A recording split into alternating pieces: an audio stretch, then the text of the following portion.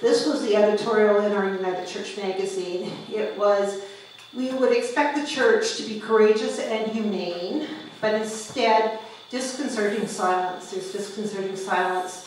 We may be the largest Protestant denomination and pride ourselves on being progressive with sensitive social conscience, but we lead so haltingly, and so our government stumbles. So that was the legacy that we had leading up to the Holocaust, right? So, yeah, and of course at that time the United Church was, core to political decisions, not the case anymore. Move forward to just after the Second World War. In December 1947, this was in the United Church Observer, the editorial, and it said, "We ask Zionists to give up the demands for an independent state in order to save humanity from the dangers of another world war," and went on from there. And one of my favorite finds from my short time as a minister in Sault Ste. Marie was a bunch of observers from the 1960s. This is one of my I think this is my very favorite. It's a special issue, October 1st, 1967, The Aftermath in the Middle East.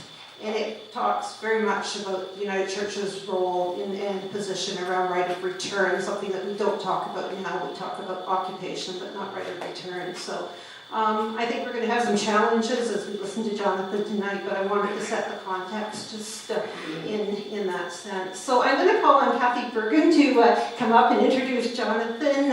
Kathy is a friend of many of ours, spent almost 2 decades living and working in Palestine, in the occupied territories, in Jerusalem and in Ramallah, but also in positions in Geneva, the United States, and in Canada. So 35 years or so of Palestinian Solidarity. Kathy, can you come up and introduce your friend, Jonathan?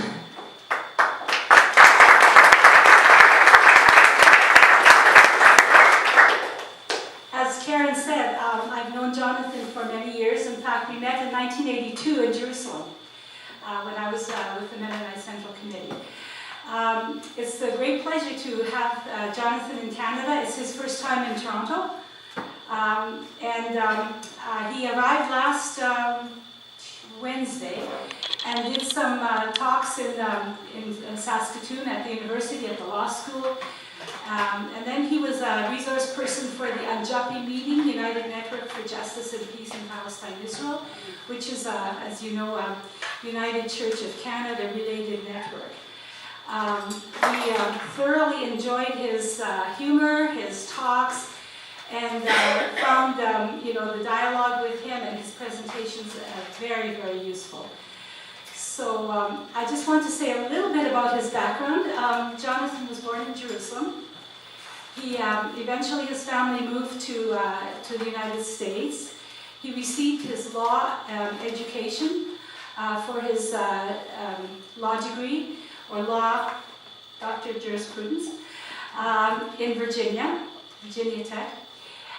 He then practiced law on Wall Street for a number of years before he went back to Palestine to establish a number of, help establish a number of institutions there and to establish a law practice himself.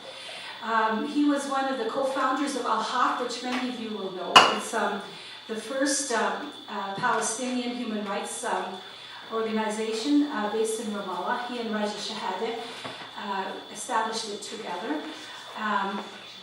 Alhaq.org is an excellent resource if you don't already use it.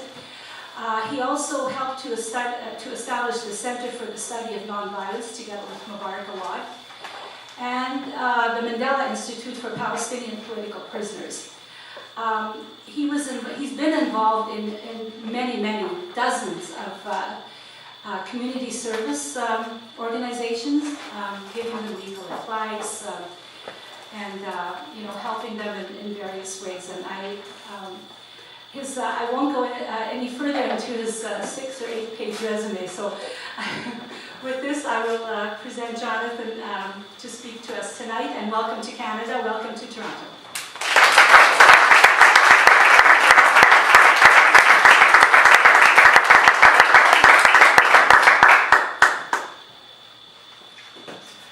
Thank you very much.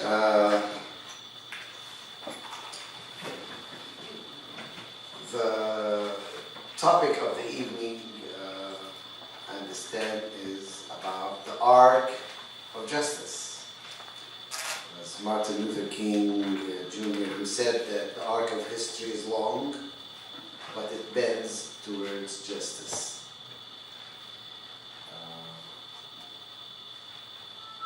Perhaps one of the most important things that are missing out of the discussion of Israel-Palestine, one of the greatest needs that we have is hope. People are giving up hope. Palestinians, if any of you have been visiting the occupied territories recently, will realize people are just tired, punch drunk, have been hit so many times. They feel that the world doesn't care, international law counts for nothing. The Arab countries are scrambling to make side deals with Israel behind their back. Their own leadership is corrupt and inefficient at best and collaborationist at worst, serving the Israeli occupation rather than serving its own people. There seems to be very little to be optimistic about. Nothing is on the horizon. To the contrary, there's finally a situation where they're no longer giving them their shot every few months. Just wait till the elections, just wait till the government changes, just wait till the next installment in peace negotiations. In fact, there's even no peace negotiations taking place at all for a couple of years. And nobody's expecting anything to happen anytime very soon. So, optimism, I'll be very clear. I am not optimistic, but I am full of hope. It's a clear distinction between optimism and hope. And I don't know how many of you are religious at all and believe in God, but even for those who don't,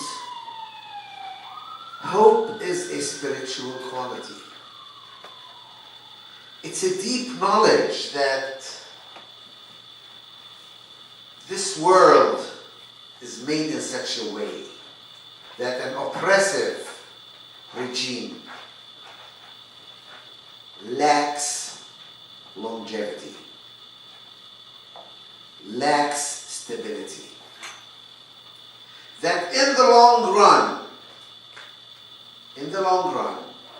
despite what looks like total, complete domination and power, there is a certain vulnerability, and overnight, in a matter of days or weeks or months, the Berlin Wall will collapse. The Shah will lose power. Apartheid will end. Idi Amin or Hosni Mubarak or any number of oppressive rulers and regimes suddenly collapse, and everybody turns back and says, yeah, we knew. All the signs were there all along. It was not really stable. It was inevitable that this was going to change. This couldn't have lasted very long. I submit to you that the situation in Israel-Palestine falls in that category.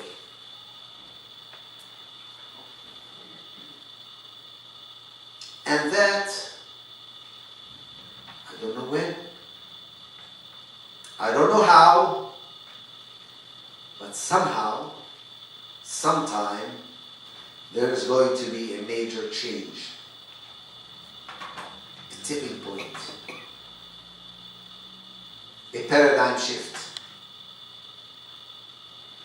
I pray to God that it's not a violent one. But things will change. And the situation will not continue the way it is. Now there are some signs, there are some indications. I wrote an article called Signs of Hope, where I listed about 9 different signs that show that this may happen and that it is going to happen. Before I get into some of those signs, I want to tell you that we are at a point where a major rethinking of the entire situation is being called for. There is now an almost universal acknowledgement that the two-state solution is no longer possible. And I'm not talking about those who had problems with the two-state all along and believed in a one-state solution. I'm talking about people who really are committed, who tried and who worked and who believed and who struggled to create a two-state solution. Because at the time that it was proposed, it made a lot of sense. It was a, pragmatic, not a principled, it was a pragmatic solution that allowed both sides to continue to get maybe the minimum of what they needed for their own peoples. It reflected the power between the two protagonists. It had international legitimacy, and everybody thought it made sense. Yeah, it gave the Israelis and the Zionist movement 78% of Palestine, but basically, they were powerful and they were there and they were already established their state of Israel within 67 boundaries. And the Palestinians could probably manage with a smaller state, West Bank and Gaza, maybe demilitarized, maybe sharing the holy places in Jerusalem, maybe some kind of right of return to the Palestinian state, not to all of Palestine. It was possible. We could live with something like that pragmatically. But of course, the other side had other ideas. They kept building and expanding settlements. And everybody said, that's terrible, that's wrong. Even the US government, even Israel's greatest supporters would always tell you, these settlements are wrong. They're illegal, they're an obstacle to peace. Every additional settlement is another nail in the coffin, another obstacle. It cannot happen. How can you have a Palestinian state if you have all these settlers there? Now, settlements have been around twice as long as the period when Israel existed without occupied territories.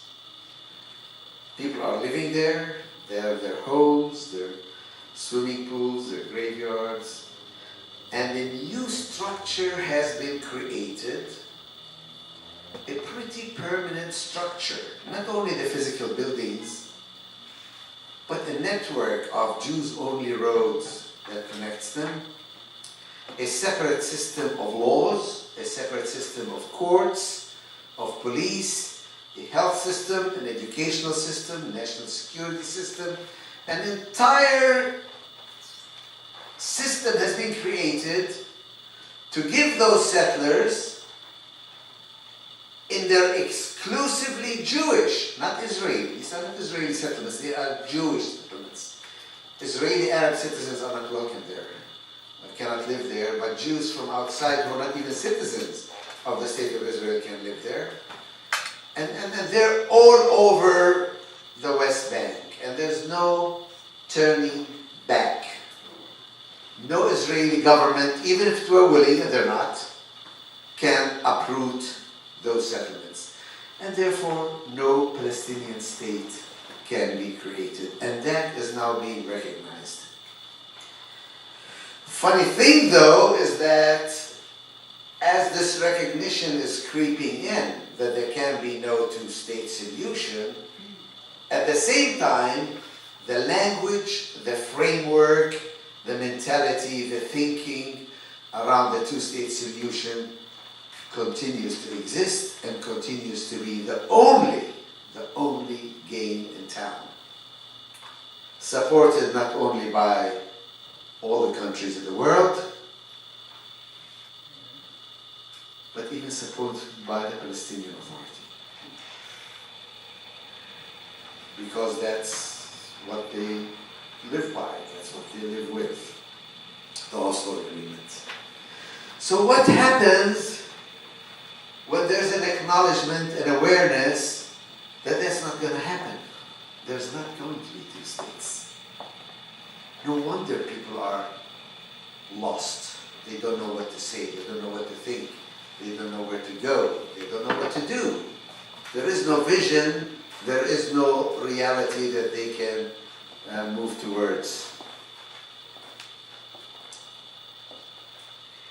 I submit to you that this situation now calls for new thinking, for some radical out-of-the-box thinking that is required of Palestinians. What do we want now if we can't have this little mini state? What can we have? What does Palestinian nationalism mean if there's a Jewish majority in Palestine? Or with all the demographics that you can play around with, very close to 50% of non-Palestinian Arabs in our state. Surely nobody's talking about getting rid of those Israelis, sending them to whatever country they came from. Then what are we talking about? What does Palestinian nationalism mean today? It also calls for new thinking among Israeli Jews. What is Zionism? What is this concept of Jewish state? How can we have a Jewish state when half the population is non-Jewish? Okay, 40%, 30%. How can the state be? What does it mean to have a Jewish state? These type of really basic questions we haven't had to ask for a long time because everybody was talking two states. Everybody thought that problem is going to be solved by some kind of magical agreement between the politicians who are not really interested in resolving it. But now the question arises. And for people like you, for third parties on the outside who presumably are decent people who care about justice, who care about human beings, who care about Palestinians, but who also care about Israeli Jews. What does it mean to you? What can you support? What do you stand for? Where do you stand on these issues? All these questions are up for grabs all of a sudden. And some new thinking is required by all of us. And very little of it is taking place, by the way. Very little. That conversation has almost not really started. One of the reasons, of course, is because we were told the only alternative to two states is one state solution, one person, one vote. And Zionists do not accept that because they're afraid of the demographics. And so that conversation has not been had. And part of it is because people have the wrong view of what a really secular democratic state means. They think democracy means 51%, whoever manages to get that 51% can totally trample everybody else. Wipe them out. They don't count. They're zero. That's been the case for Arab citizens of Israel. They've been pretty much a zero. They have the vote for the Knesset, but their Knesset members don't count really for anything. And the state is Jewish. Bad in Iraq thought that, the Americans came and said, you need democracy. We Shiites have 51% of the vote. we can trample totally and completely the rights of Sunnis. Couldn't do it. Couldn't do it. That's what Morsi thought in Egypt. I won the elections. Nobody else counts except me and my people.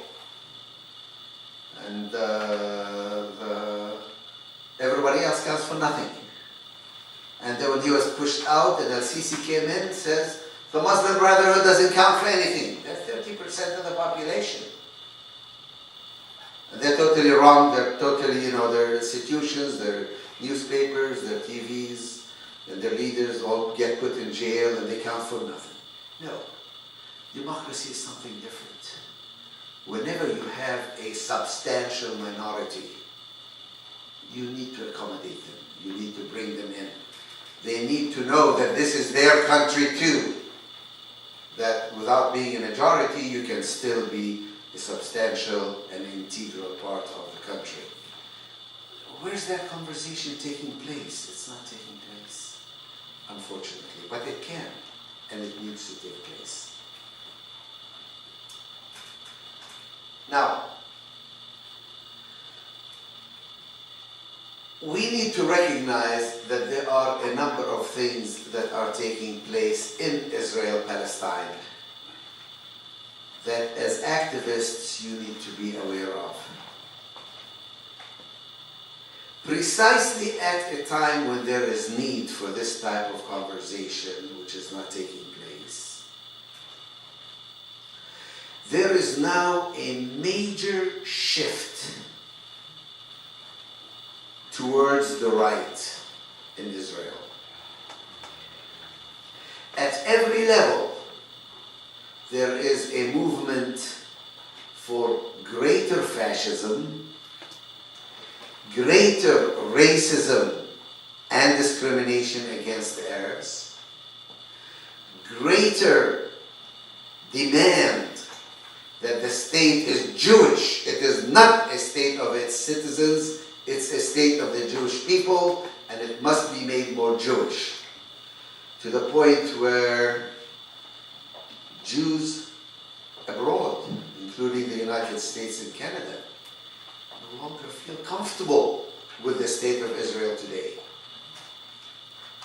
To the point where artists and journalists and thinkers, even in Israel itself, feel threatened by this shift to the right, towards fascism and towards intolerance and towards a theocratic, ethno-theocratic state of mind.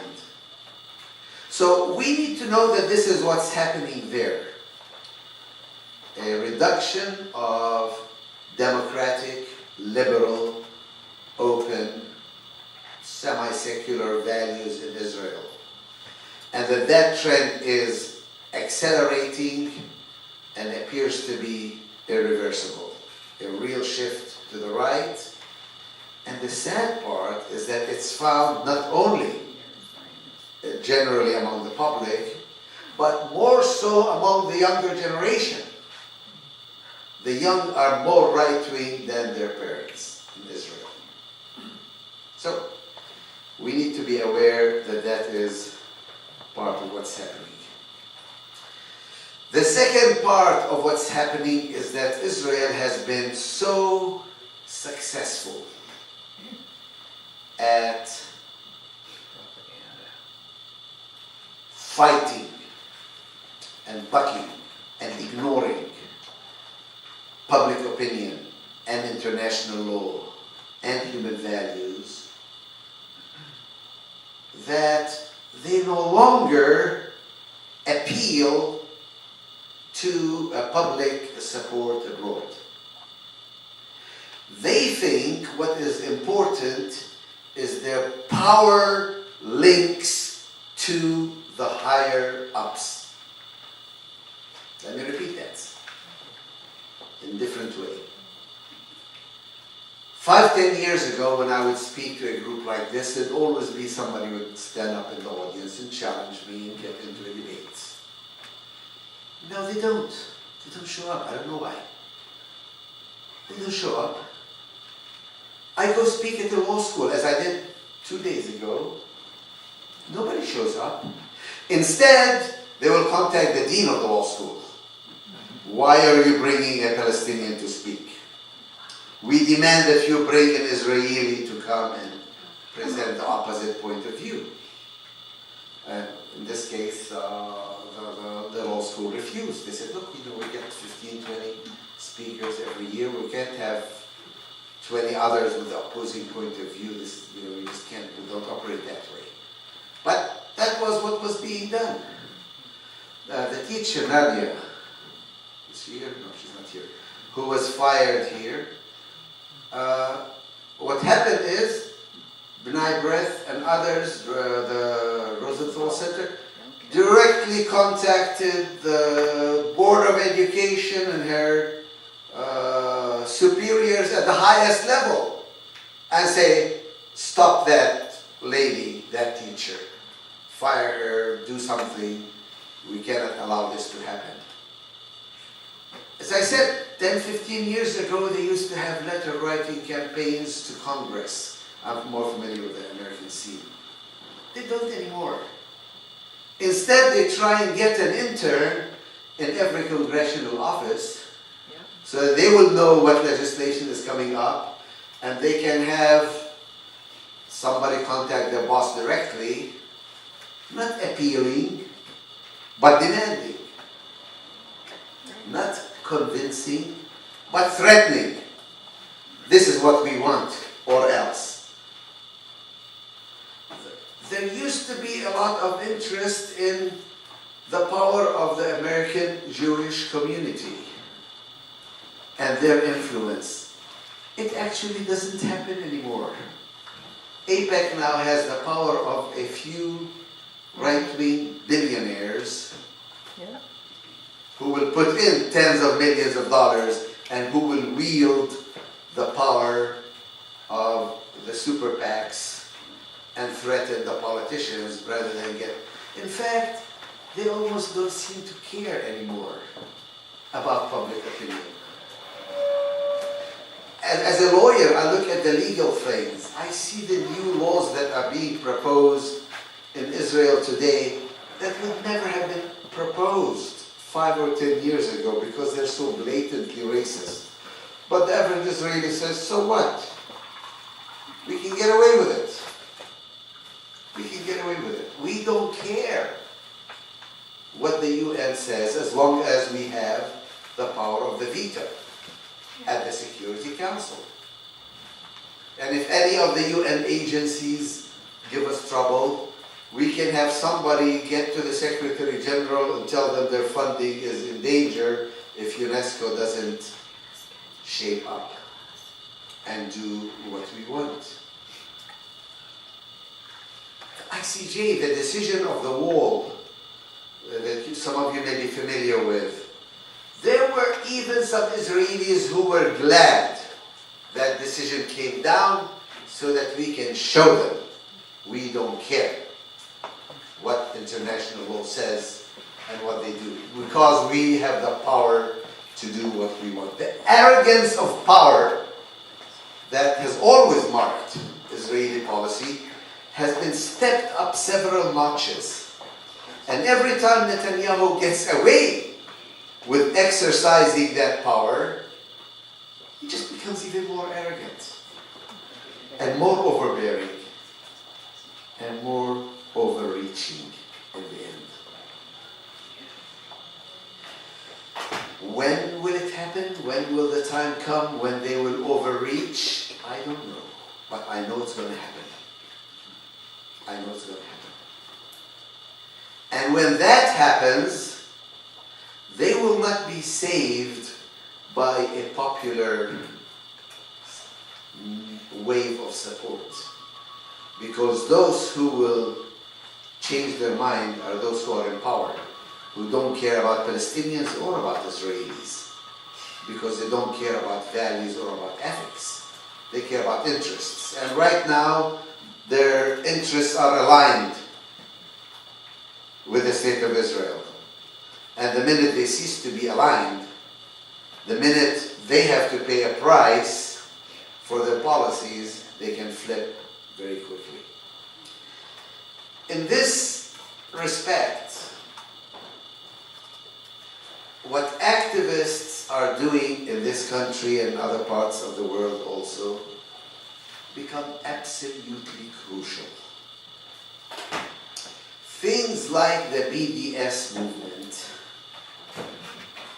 are, in my view, a genuine threat to the current state of Israel, and they are acknowledging it as such, and they're really investing a lot of time and energy and money. There's 3 different ministries putting in millions of dollars in how to fight the BDS.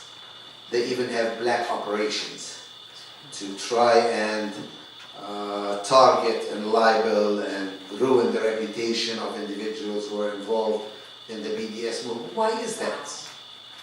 You ever think about it? Why is it that BDS can be so powerful?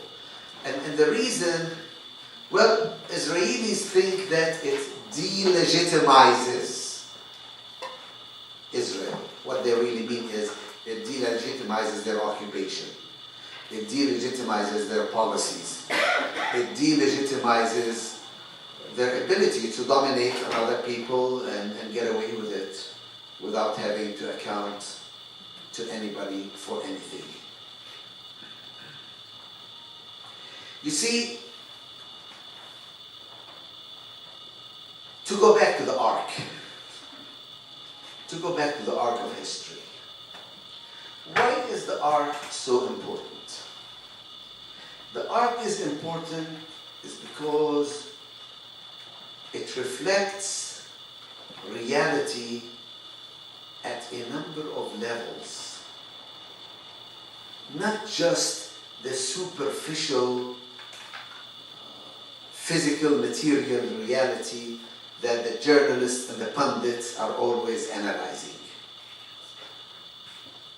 The arc of history recognizes long-term trends,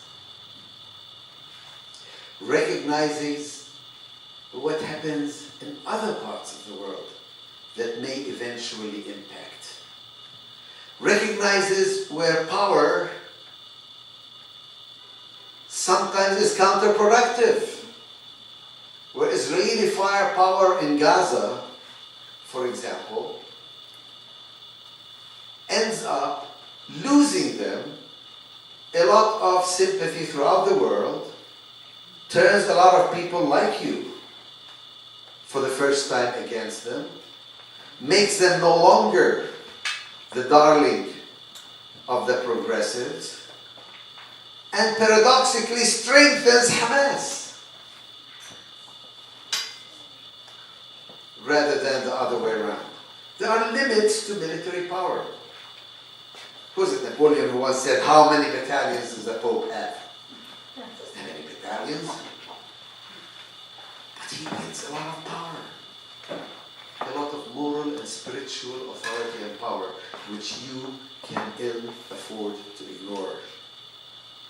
Israel can ill afford to ignore the legitimate rights of the Palestinians, no matter how weak we are. It can ill afford to continue to trample our rights day in and day out, and somehow still want to claim to be part of the Western, democratic, liberal, open, civilized world. And somehow claim that there is a shared common values when they are abandoning the values that really are worth something. Now, on the surface, they're getting away with it. On the surface, they are even succeeding in impacting other countries to try and not only slow down, but even reverse the advance of international law. They are coming up with new concepts like asymmetrical warfare. Have you heard about that? Yeah. And Netanyahu openly said it. If international law isn't good for us, we need to change international law. So they came up with this new theory that whenever a big, powerful, technologically advanced country like us, or the Soviet, or the United States, is involved in fighting against some of these rebels, some of these barbaric, primitive, ineffective groups, surely we can't play by the same rules. We need to change the rules. So we start by changing the rules of torture. We need to be able to torture people and have secret trials and detain enemy combatants the way we want. Surely we can be excused if we are attacking a civilian population. The rules about the difference between combatant and non-combatant needs to be relaxed. The rules of proportionality needs to be relaxed.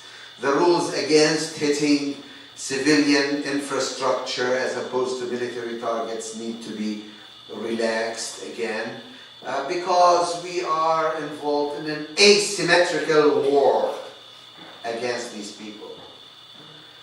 Fortunately, this has not succeeded yet, even though it's very attractive to the United States. They like that type of language because they're also doing the same kind of things. In fact, Israel has been succeeding in exporting many of its nefarious ideas to other countries. Even Canadians go and get some training from the Israeli police and jailers on how to do it properly, and how to administer their local populations under the guise of counterterrorism. Israelis are supposed to be the experts and then provide advice to others how best to do it. But that's not going to work. Fortunately, the arc of history, however long, bends towards justice. And I believe that. But I also believe we have the duty to help it bend. Bend it a little more. Bend it a little faster. Bend it in a much more pointed fashion. Bend it and bring about a new reality quicker rather than slower. And there are some very concrete things that can be done. And with that, I will end. I will just give a few examples of what can and needs to be done to help bend the arc of history quicker and to take advantage of the current moment to change the basic equation. One of the places where that can be done and needs to be done and should be done immediately, regardless of whatever else is happening, is in Gaza. There is absolutely no excuse anymore for silence on the siege of Gaza.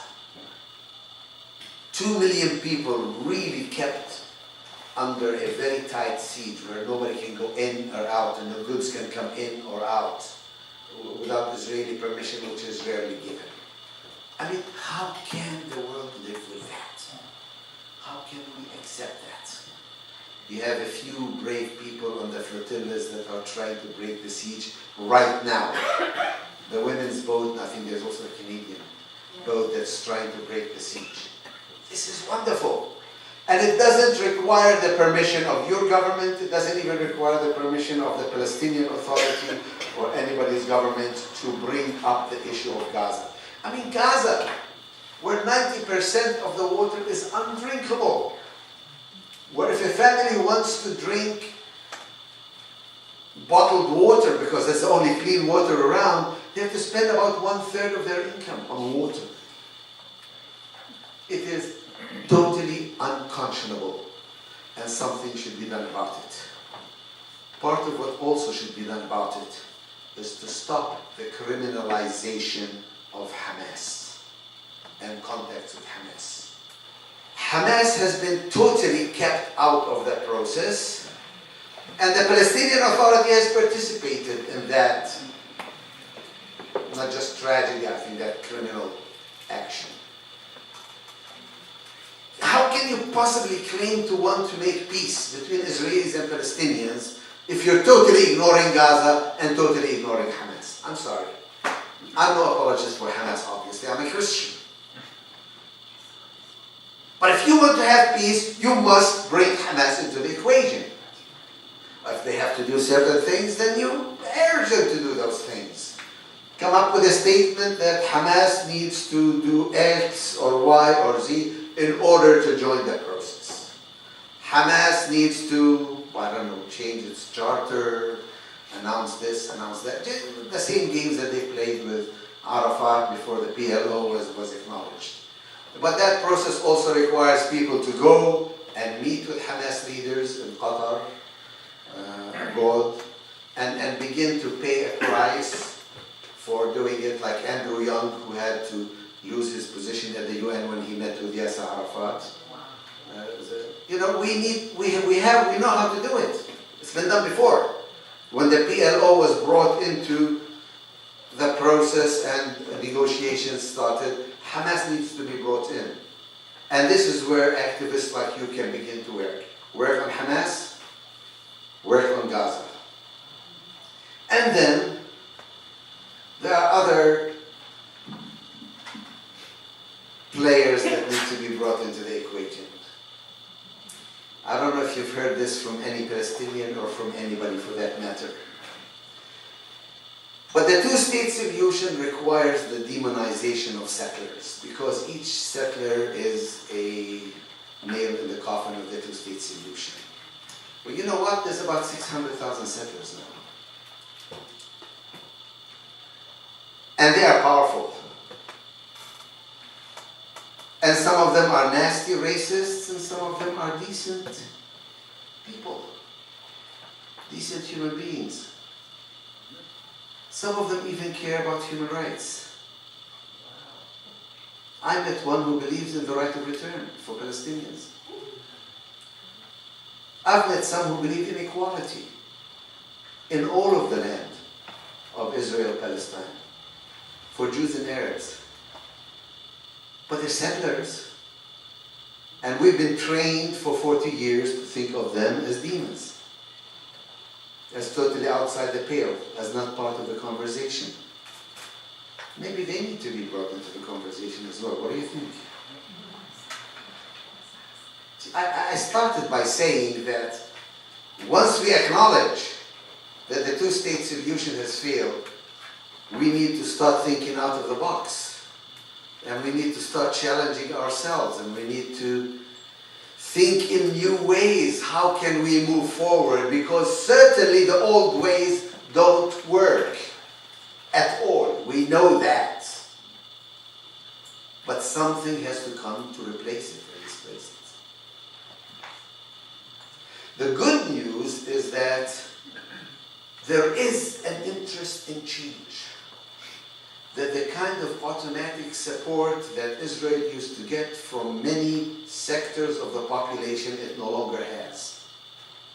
As I said before, it no longer seeks, maybe. But many in the American Jewish and the Canadian Jewish community are not comfortable at all with the positions of the State of Israel. And which may be news to you, many even among evangelical Christians no longer feel comfortable with the positions they hold on Israel and that they held before. I'm involved with Bethlehem Bible College. I'm chairman of the board there. It's a Palestinian institution, quite evangelical actually. And for several years we have tried to deal with the issue of Christian Zionism among evangelical Christians. Well, Sabir has done an excellent job of dealing with Christian Zionism for mainline churches. Nobody's been reaching out to these evangelicals, and they form the backbone of support for Israel in Congress. So we reached out to them. Come here, let's talk together. Let's open the Bible. Let's see what does it really say about the people of God. about the promises of the land, about the end days, about justice, about peace, about equality, about salvation, about all these wonderful ideas. And we've had already 4 conferences that were absolutely amazing. And there is today a major shift among evangelical churches on the issue of peace and justice for Palestine and Palestinians.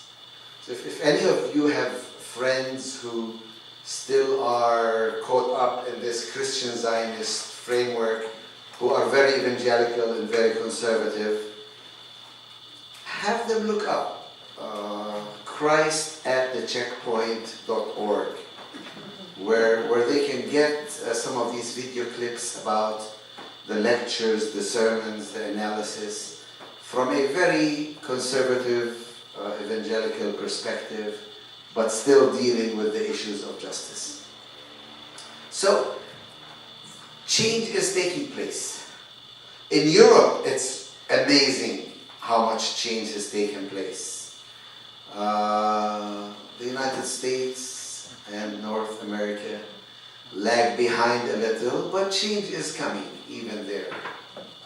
In Europe now, you can hardly find any intelligent, intellectual writers, poets, philosophers, thinkers, unions, churches who are not open to issues of justice and peace for the Palestinians, or who are willing to support the state of Israel and its policies uncritically. And I think this is going to happen also here. And this is important, because in the end, that's how change is going to occur. See, South Africa used to have, under apartheid, a very powerful position. They could afford really to ignore the rest of the world and their economic boycotts. Because they had coal, they had uranium, they had gold, they had diamonds, they had vast areas, and of course they had technological progress and advances, much of which was ingrown, in-house created. So they could, in fact, resist international pressure for a long time. Also, they had the support of the United States, Canada, England, and the big corporations, etc., etc. Israel doesn't have those advantages. Israel is a much smaller country, have a very small base, doesn't have hardly any natural resources, is totally and completely dependent and tied in every field of endeavor to Europe and the United States and the rest of the Western world. For their songs, they do the Euro song. For their sports, they're part of the European League. For their commerce and industry, it's all with the Western world, not with the Middle East. For the tourism, they have such a high standard of living that 1/3 of the population every year travels abroad for fun and enjoyment. They cannot afford to live without the rest of the world, of the Western world. They are extremely vulnerable to boycotts, divestment, and sanctions. I'm told my time is running up. I wanted to also talk about the legal challenges that can be made to the current regime. The S part of BDS, the sanctions that can in fact be imposed.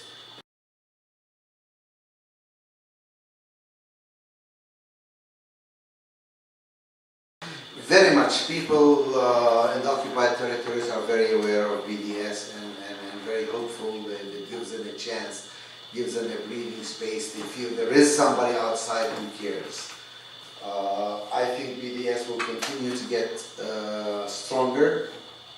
I think that a lot of effort is going to go into trying to quash it. Again, including going to the top. They go to the top. get the governor of New York, never mind to sign an order against BDS. Get the president of the university. Since we can't get the student body, we'll get the president of the university, the board of trustees, to say that BDS is illegal, is a form of anti-Semitism, blah, blah, blah, blah, blah. And of course, to try and misrepresent BDS as almost a terror organization when it's the expression of non-violent resistance to the BDS, for example, also talks about boycotting Israeli institutions of art or universities, etc., never individuals. So an Israeli professor is welcome, but Bar Ilan University isn't. And a professor who comes as a Bar Ilan University representative or Tel Aviv University will be boycotted.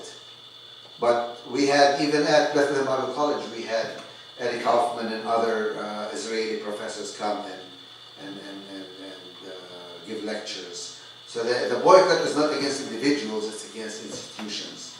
And I think it will succeed and it will keep growing.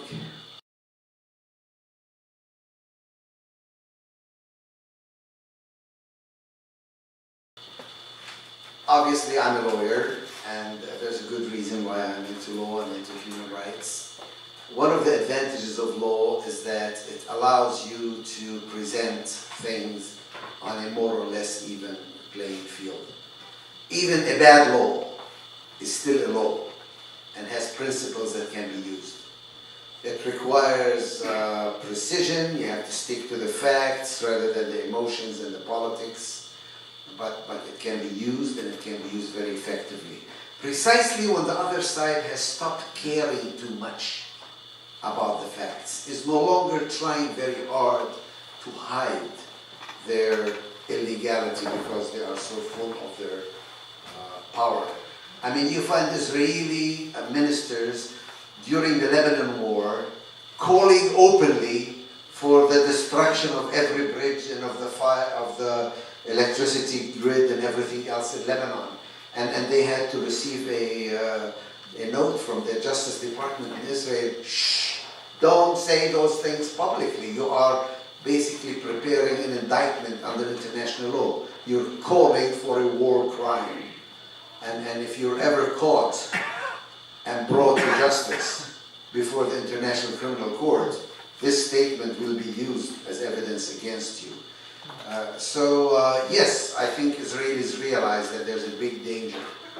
When the Palestinian Authority finally agreed to join the ICC, the International Criminal Court, a number of countries said that they will agree to allow Palestine to become a member of the United Nations, a member state, including, by the way, Canada. Canada and England said, we will agree if you promise not to go to the ICC. Not to go to the International Criminal Court. Because they're really worried. They're really worried. These people are war criminals, and they can and will be tried before an international tribunal for their war crime. But that takes a lot of work. You have to prepare the evidence with no political excitement and emotions, just the facts. Also, the assault on your liberties, on your freedom of expression. The attempts to criminalize BDS in Canada and the US is really an assault on your freedom of expression. And you need lawyers to protect against those things as well.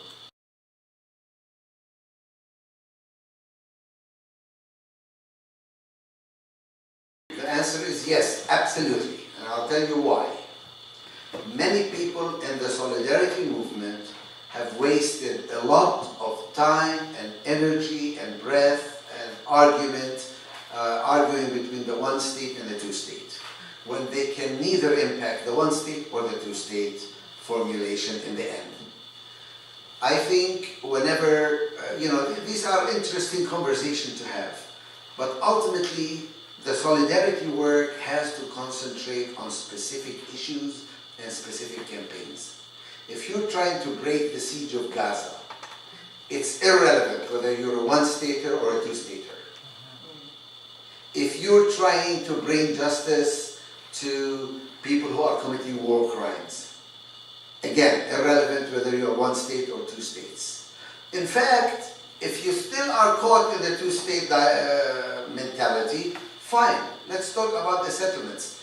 They are in and of themselves a violation of the Geneva Convention, and you go after that, because not everybody is going to agree with you to boycott everything Israeli, but they may be willing to go with you to boycott settlement goods. Fine, you work with them on that campaign, because that's as far as they can go.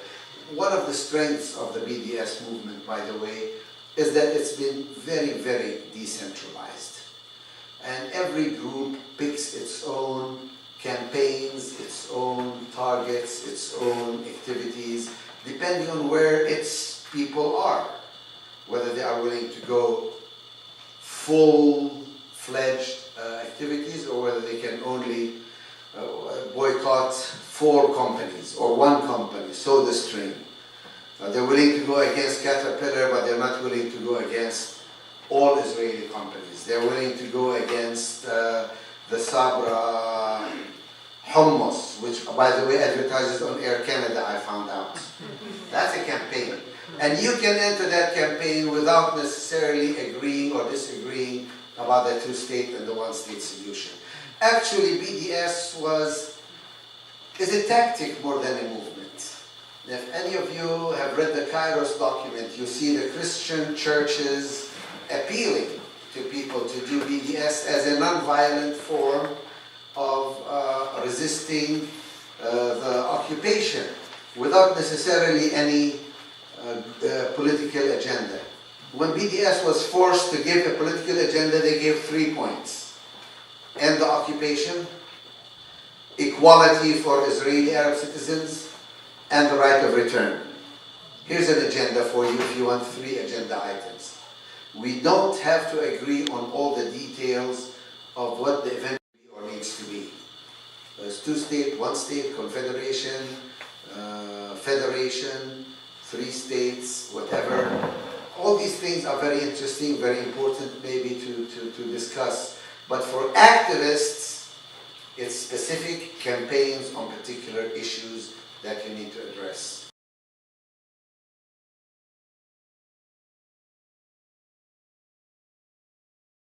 Beautiful. You challenge them. You go to the officer in the Ministry of Commerce or whatever. Say, this is false advertising. What is this? This is labeled made in Israel. It's not. It's made in a settlement. How can you allow false advertising of products? In a previous discussion, I pointed out how some of the most effective methods of challenging the settlements came by going after bureaucrats in Europe. Germans, for example, who had nothing against Israel, who wouldn't dare to do anything against Israel, and who are not pro-Palestinian. And they said, under EU regulations, we need to have certificates of origin. And this product says Israel, it's false. It's a false certificate of, I cannot accept it. Get me another certificate of origin that indicates that this comes from occupied territories, which means it doesn't enjoy the benefits of the free trade agreement.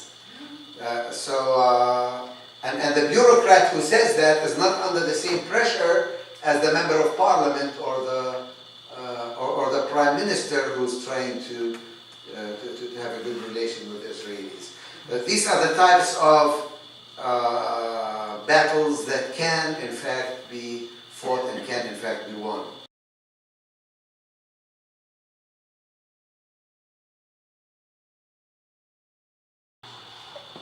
I think that there is a lot of racism that is involved in the War of the Wombs.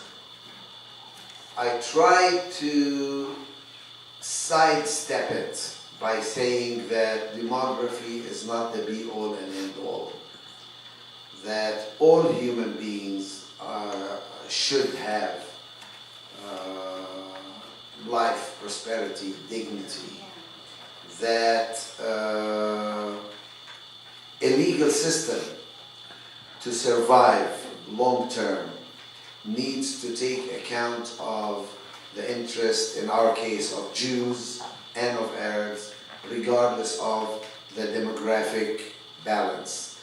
In other words, does anybody doubt that the influence of Jews in Israel, Palestine, through their institutions, through Hadassah Hospital, through the Histadrut, through the Israel arms industry, through Bank Hapoalim, through, I can go on and on and on, will continue to be a powerful influence even if Arabs become a majority.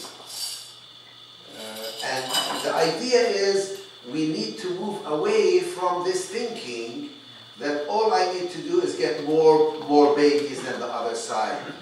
And then I can totally ignore the other side. I can crush the other side. By the magic wand of democracy, I become the ruler and they become the subjects. No, they are full citizens.